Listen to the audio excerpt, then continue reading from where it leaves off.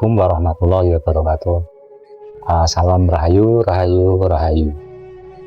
Teman-teman, di kesempatan kali ini saya akan membuat video tentang kita mengambil pelajaran dari sebuah cerita dongeng, teman-teman, yaitu putraku si ande ande ande lumut temuruna ana putri kang unggah-unggahi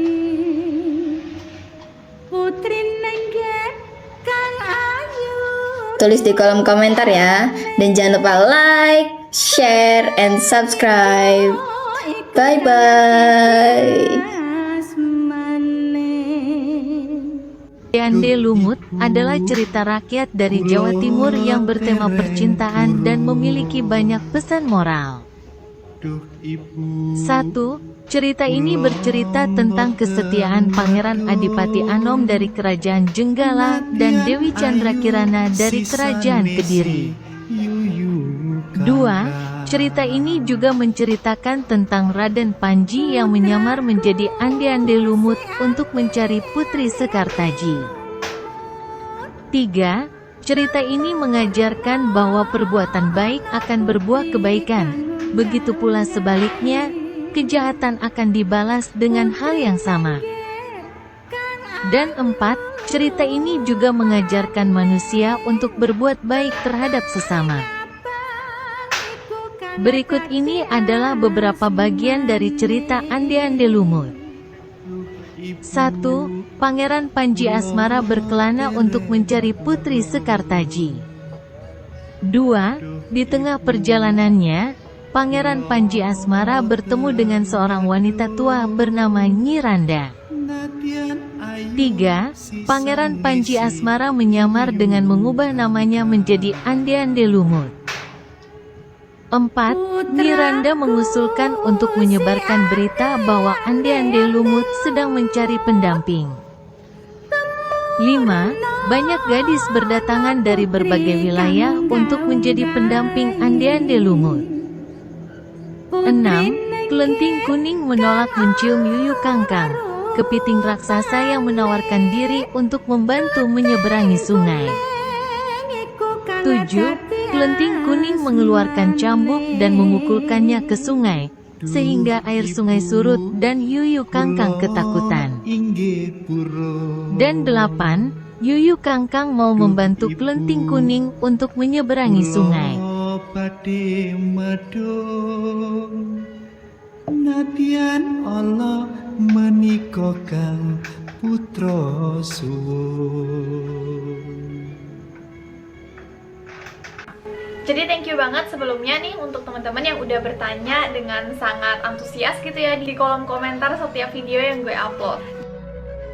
teman-teman, dulu saya sering mendengar cerita dongeng semacam ini ya, semacam ande-ande lumut, timun mas dan segala dan lainnya itu dari orang tua, teman-teman. Jadi cerita ini memang diturunkan secara turun-temurun, diceritakan para orang tua kepada anak-anaknya sebagai cerita pengantar tidur, teman-teman.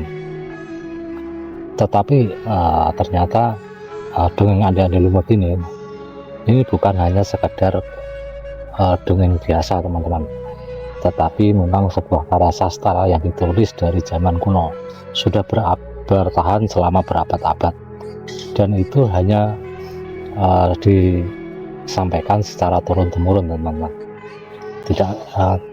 Tidak seperti sekarang yang banyak sekali keterlibatan media sosial.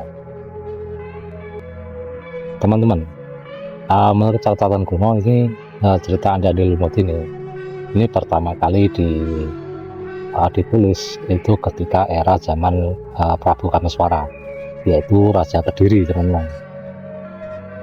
Mengenai Prabu Kameswara, saya tidak akan cerita di sini karena memang cerita itu sangat panjang sekali. Jadi saya fokus kepada cerita ande-ande lumutnya saja, teman-teman. Cerita Panji Asmara Bangun ini tidak hanya sekedar cerita biasa, teman-teman, tetapi cerita yang bermuatan dengan nilai-nilai sejarah dan nilai-nilai petuah-petuah bijak yang berbudi pekerti yang luhur, teman-teman. Banyak sekali pelajaran-pelajaran yang bisa diambil. Cerita ini selalu berkembang dari masa ke masa, dan perkembangannya itu sampai ke publik internasional, teman-teman. Banyak sekali negara-negara lain selain Indonesia yang memiliki cerita yang mengenai Andi-Andi Lumut ini, tetapi dengan versi dan dengan versinya sendiri-sendiri, teman-teman. Lebih dari 10 negara yang memiliki cerita Andi-Andi Lumut ini. Bahkan yang mengajukan ke UNESCO supaya diakui sebagai Memory of the World itu tidak hanya Indonesia, tapi ada Malaysia, Kamboja, Inggris, Belanda.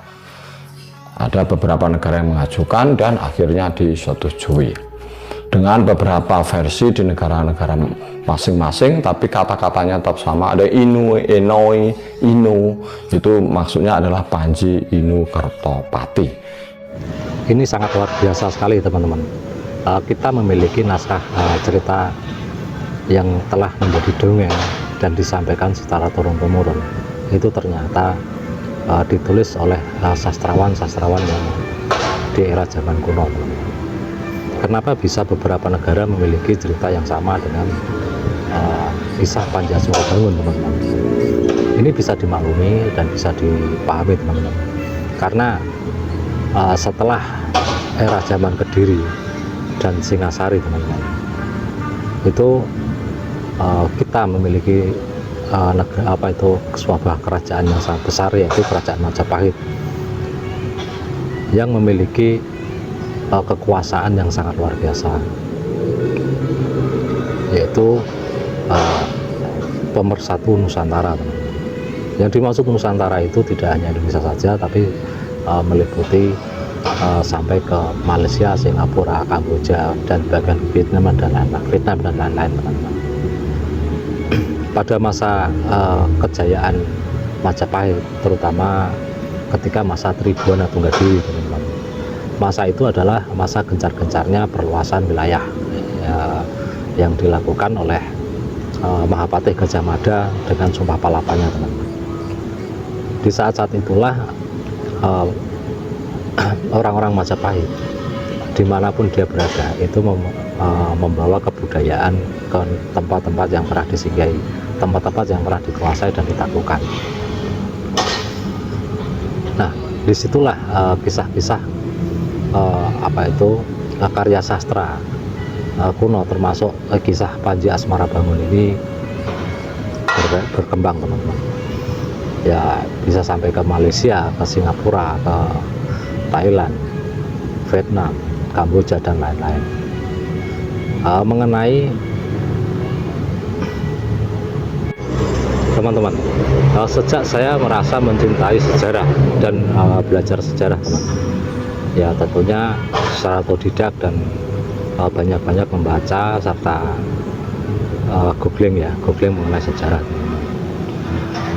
Saya menemukan beberapa sumber sejarah, ya, seperti dari googling YouTube. Itu saya menemukan itu pernah menyebutkan bahwa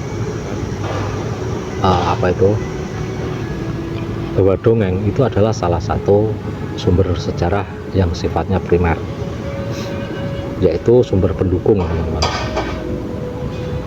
Memang di situ, ya, dalam sejarah itu karena keterbatasan sumber SDM pada waktu zaman-zaman dulu, maka pada para orang tua, pada ahli sejarah itu tidak hanya menuliskan sejarah di dalam sebuah kitab lontar atau dan lainnya, karena yang membaca kitab lontar itu enggak semua orang, teman-teman, tetapi bagi orang-orang golongan awam, golongan bawah, kelas kasta bawah, teman-teman, itu tidak bisa membaca dan menulis.